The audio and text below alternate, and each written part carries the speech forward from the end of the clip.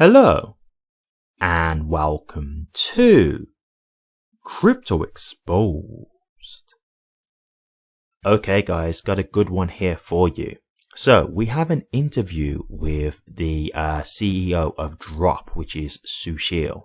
Now Drop, if you don't remember, is the company that got recognized by the Federal Reserve. They actually got recognized by Fed now. It was showcased by them and they're actually working with them as well. So as you can imagine, very much a big deal. That was very much a good day for HBAR. There was a little rally from the news.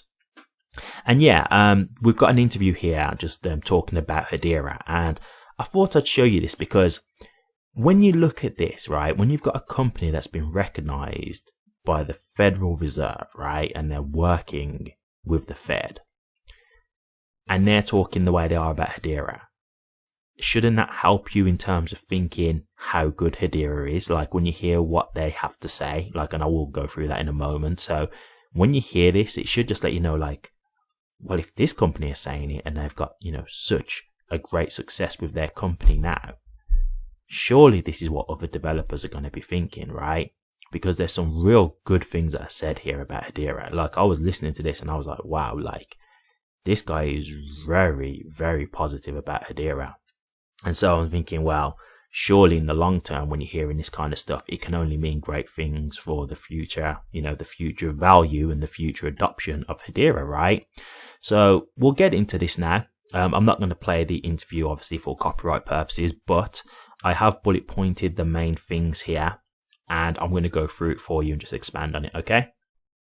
So we have this lovely lady here speaking about the success of Drop and asking, why did you choose to build on Hedera? And Sushil says, building on Hedera was the easiest decision they made, which already says a lot, right? That already speaks volumes. And so then he says, Hedera hashgraph is designed for fintech applications. He said the speed of the transactions, it can do 10,000 transactions per second.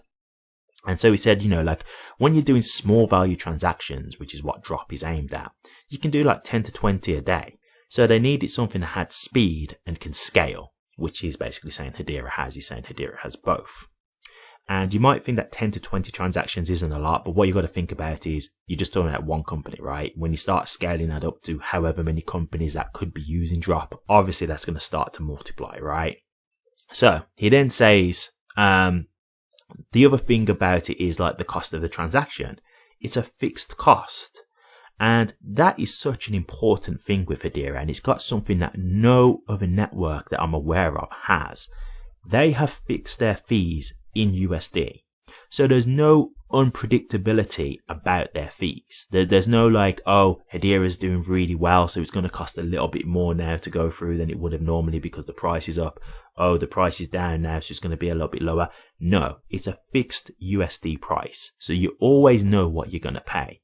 And that's a big deal because I can tell you now with Ethereum is so frustrating when you're dealing with their fees because that's exactly how it works. Like if you're in a bull market and Ethereum's flying, you're looking at how much ETH you're spending and it's like, oh my God, like it's that much just to do the transaction. Whereas when it was in the bear market, it was barely anything, right? So like it really is a thing of, it can be frustrating. And the other thing about it, and this is the thing about Ethereum as well, that, is just being honest, it's just a knock on it. Like, it can't really scale. Like, so when you're going through a bull run and everything's really going well, the network gets congested very easily. And so you can actually put something through, like a request through to do like some kind of, request on a dApp or something like that. And you can pay the gas fee, but the transaction might fail.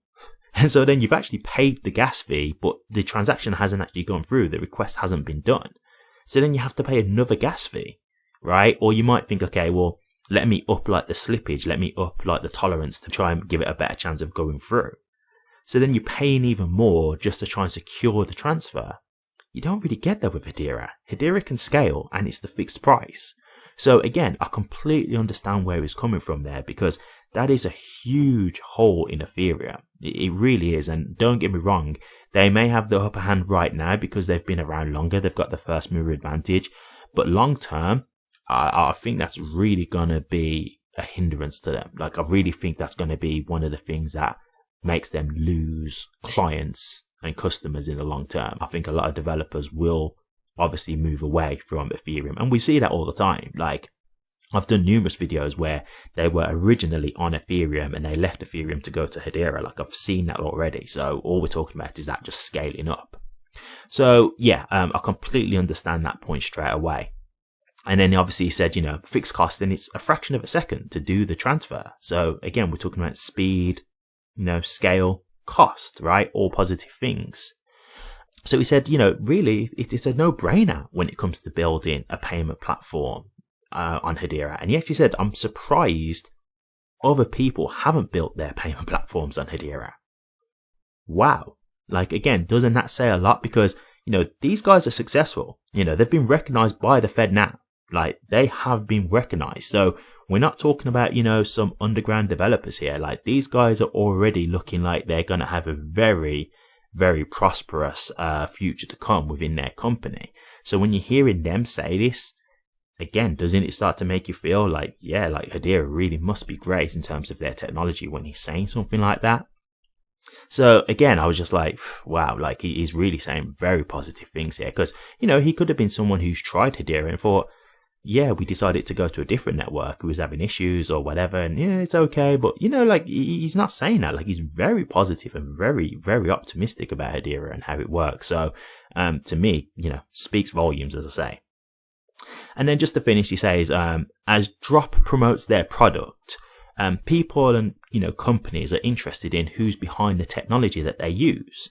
And this is where he says Hedera have the governing council, which really helps them, because they see like big companies like Google supporting them. And obviously that's something that they can use to their advantage and say, yeah, like this technology is backed by big companies, like real big companies. And so they see like people like Google supporting them. It's an open access, open source technology, and there's big companies supporting them in regards to the governing council. When you put all this together, he's saying, putting all that together, it just becomes the easy option to go with Hedera. So again, if you're a developer, just imagine you're a developer and you heard all this. Would you not maybe think, hey, like, those are some great points, and yeah, that's something that could maybe help me. Like, I can go to these companies with my product and I can say, yeah, I'm using a technology that is backed by huge institutions. Do you know what I mean? Like, it's something that other developers can think about. So there's a lot of pros to using HBAR. And so I heard this and I was just like, man, like, real great points there. And I'm just thinking, yeah, this is a very, very good interview. And it's just, if you want to just be positive and just hear the positives and how someone feels who actually uses the technology, go check this out. It's on HBAR's X profile. Hedera have also reposted it, so feel free to have a look and check it out. But I've pretty much covered the majority of it. It's only 2 minutes, so it's just a clip of the interview. It's not the full interview, but I've pretty much covered the majority of what was said here. But if you do want to check it out and it's, in your own perspective to watch exactly what Sheila said, then obviously feel free. So yeah, real positive stuff there. So just moving on, we've got here Karate Combat Metrics update from the KC44. I believe this was the event with Ben Armstrong fighting, if I'm thinking rightly. I could be wrong though, so please don't quote me on that, but I believe it is. And we've just got here some stats in their metrics. Almost 40,000 played up-only gaming with karate. So we're really, really growing. And when we're saying this, we're talking about unique players, right? Like unique players. So that should mean new players. Like it should mean like not returning players, like new players coming to the to play the game and watch karate combat and get involved. So really, really big there, right? So let's just quickly go through what we've got just on this image here. Following huge growth at KC Kickback 1, up-only gaming, strong player count growth continued at KC44. Almost 40,000 players participated. Further, the event went incredibly viral on crypto Twitter, and the league's awareness within Web3 communities experienced a large step change. We're excited to launch a V1 referral program in the coming week to continue to drive player growth. Bullish. Real bullish there. And this is why I was talking about the whole fight with Ben Armstrong. Like, don't just think, oh, it's going to be an absolute debacle and whatever. Like, it's what he's bringing to the company, ultimately, right? BitBoy has a huge following, and whether those are supporters or detractors, Doesn't matter. Whether they want to see him win or lose, doesn't matter. They're going to watch, right? Even if these are people who say like, oh, I want to see BitBoy get beaten up, they're going to watch, right? So it doesn't matter whether they're supporting him or just wanting him to lose. Either way, they're watching. And that's what's bringing eyes to the platform. That's what's bringing eyes to Karate Combat. So I've been telling you this already. Karate Combat is definitely one to watch. I'm really keeping a close eye on these guys because I've said it numerous times, but I think they have the potential to be the crypto UFC. And the way they're growing in such a short order, it's really looking positive. So real great stuff to see there. And as you can tell, 40,000 people getting involved with their Karate Combat app and whatnot and participating in the games. Man, like that's real great. And you can see here when you're just looking at the graph, they're growing. And don't get me wrong, this is exponential growth that we're talking about. So how much are they going to have the next time they have an event, you know? How much up are they going to be from there? So yeah, definitely want to keep an eye on. Okay, so just to finish off, we've just got one other thing here. I thought I'd just quickly go through. Oracles are now here with Pive Network, paving the way for developers to build the next generation of institutional and retail DeFi products on Hedera. Through Pive, a first-party financial Oracle network, Hedera devs now have access to 400 plus financial data feeds to utilize in smart contract applications. This means DeFi applications can pull aggregated, verified, real-time price data delivered on a sub-second timescale. Further, Pive's innovative tech stack is a countermeasure to bad data, offering a confidence interval measure to indicate volatility and divergences across markets. This can better inform lending and derivative protocols about unusual market events to keep users safe. If you're a developer looking to leverage the Pive Network Oracle on Hedera, you can get started here. So again, just continuing to try and build on the network to try and make it easier for developers, right? Just making it that much more smoother and that much more of a better experience to be a developer. This is what you want, right? You want to make it as much of a good experience as possible for a developer to make them want to come over, right? You want to make it so that a developer has such a good experience building on HBAR and Hedera that they think, yeah, like, you know what, I think I'm going to, move over from this network to Hedera from now on because it was such a great experience. Like, it was just so easy and they had certain applications and certain tools that other networks don't have.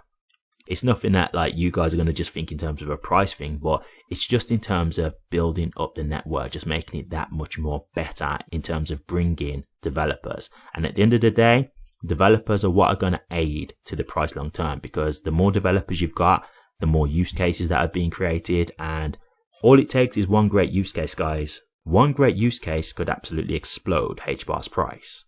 So for me, I definitely think this is a positive. I think this is really great stuff to hear.